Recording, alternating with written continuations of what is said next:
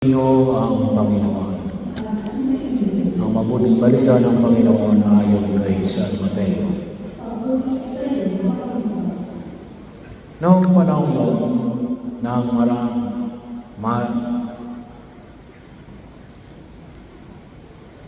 marinig ni Jesus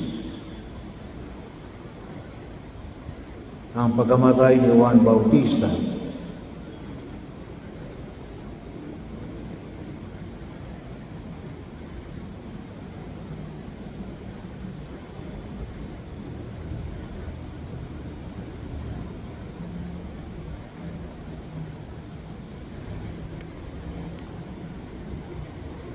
siya ay sumakay sa isang bangka at nag-iisang pumunta sa isang ilang na lugar.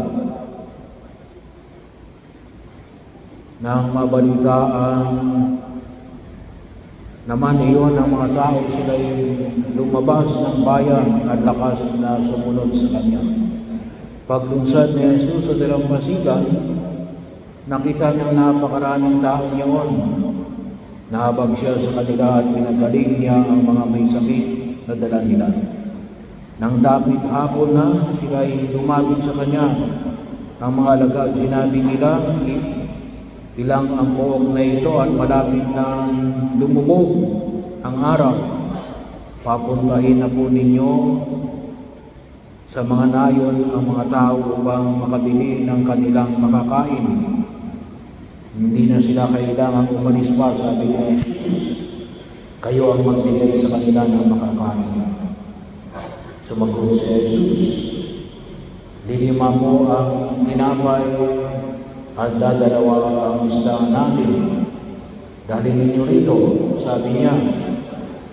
Pinaupo niya sa damuhan ng mga tao, kinuha ang 5 tinapay at 2 isda. At tumingala siya sa langit ng pasalamat sa Diyos, pinagpira-piraso niya ang mga tinapay at iniutos sa mga alagad na ipamigay iyon sa mga tao. Kumain silang lahat at nabusog. Tinipon ng mga alagad ang lumabis at sila ay nakapuno ng 2 bakal ng pira-pirasong tinapay. May 5,000 lalaki ang kumain, bukod pa sa mga babae at mga bata. Ang mabuting balita ng Panginoon.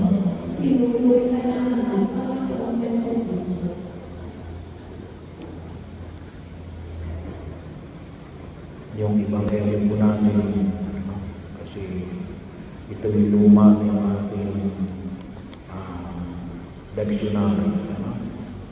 Pero bahagi ko na kasi yung Ebanghelyo ng linggo may option sana. May option din hindi mo paglakad sa gitna ng lawa ng Genesa, o bahagi ko kung saan ay sa gitna ng bagyo, ay pinauna niya ang kanyang mga alagad. Nakita si Jesus ay lumalakad sa lawa ng Galilea. So bahagi ko na kung saan ay yun po'y lawa, pero ang tawag ay dagat ng Galilea, Sea of Galilee. Mas malaki nga lang ang ating lawa ng Laguna. Pero bahagi ko, yun yung nais natin magbigay nila sa araw na ito. Una, nakita natin na ito'y kasunod ng Ebanghelyo natin na ang mga alagad ay sinabihan ni Jesus na sila ay mauna na, dahil siya ay naroon pa at nakita na si Jesus ay lumalakad sa gitna ng dagat at yun ay alin ay may malakas na ulan, may bagyo, katulad ngayon may bagyo si Luis. Ano yung hamon? Yun ay pinaalala sa atin natin yung bagyo kahit na sila'y sumunod, pinauna sila ni Jesus, pero naramdaman pa rin nila yung bagyo. Hindi ko katulad ngayon, kapag may bagyo, bawal lumayaw. Mayroon ng advisory. Well, nung panahon na Jesus, 2,000 years ago, hindi pa gano'n. Pero maliwanag natin na ang bagyo, kahit na sa pagsunod, may bagyo rin. Hindi lamang sa hindi natin pagsunod, katulad na ikinamanin ko dito sa paalala ng alita natin, lalo-lalo na sa usapin ng panawagan ng Diyos sa iyong tipan, na kapag hindi sila sumunod, kaya nga pinaalala sa atin sa unang pagbasa na alin na sila ay tinakot ng Babylonia. Pero yung binanggit sa ating unang pagbasa alin na sumunod kayo kay Yahweh at ibabalik yung lahat ng mga gamit ng templo at ang mga taong inalis dito na dinala sa Babylonia kasi in-exile. Pangalawa, doon din natin nakikita yung panawagan ng Jesus. Huwag kayong magkaroon ka ng lakas ng loob. Ako ito. Sa Jesus ito. Ang term na ginamit ay it is I. Ako ito. Kung tutusin, yun yung Greek word na ginamit din ng alin nang ibig sabihin na nakipag-usap si Moises sa Diyos. Kasi tinanong ni Moises, sino po kayo? It is I. I am who I am.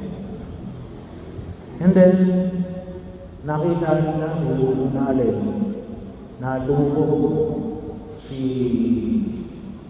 Pedro. Kasi sinabi sa kanya na kung talagang si Jesus ito at lumakad siya, lang lumubog si Pedro. Bakit?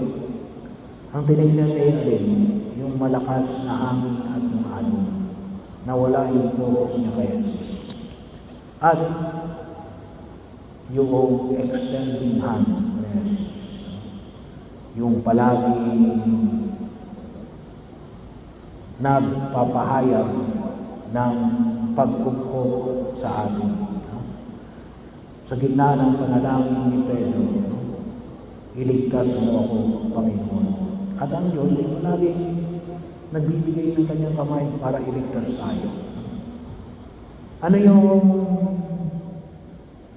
mga hamon? Na mapanatag tayo. Kasi kuminsan, sabi nga natin, akala natin yung ating pananampalataya kapag nasunod tayo sa Diyos, smooth sailing. Hindi. Kahit na tayo nasunod, may bagyong dumarating. At tayo ihanda natin yung ating sarili. Baka akala natin kasi, tayo mabuting mananampalataya, hindi na darating ang bagyo. There are storms in obedience. Huwag natin kalimutan. Bakit? Kasi ay nais na ipakilala ng Jesus ang kanyang sarili. Na narito siya palagi napaalala sa atin natin. Dapat palagi ang mata natin ay nakatuon kay Jesus. Hindi sa mga bagay na nasa paligid natin. Kahit na sa mga bagyong dumarating sa buhay natin. Huwag natin kalimutan palagi sa Jesus sa gitna natin. Maging yan man ay bagyo o alimang distraction. Kuminsan, hindi lang bagyo na nagdudulot ng kapahamakan, may bagyo rin na alin na akala natin ay karangyaan. Ano? Mga distraction yun na kung saan ay alin umaalis sa paningin natin kay Jesus. At patuloy tayong nanawa ay humingi ng tulong kay Jesus. No? Simple. Ano yung panalangin ni Pedro? Iligtas mo kami, Panginoon. At buong puso tayong magtiwala sa kadakilaan ng Diyos na hindi nagpapabaya.